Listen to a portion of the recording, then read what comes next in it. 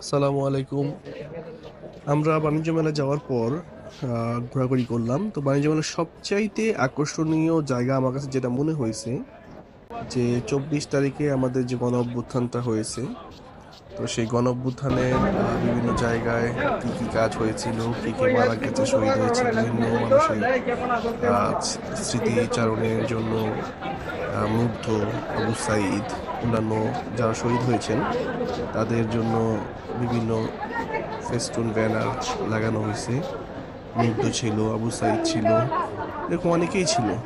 তা আমার কাছে বেশ একটা ভালো লাগছে যে আমাদের ছাত্র আন্দোলনের কথা মনে করে তারা একটা স্পেস দিছে, সেখানে সবাই গিয়ে যা যা মতো করে ছবি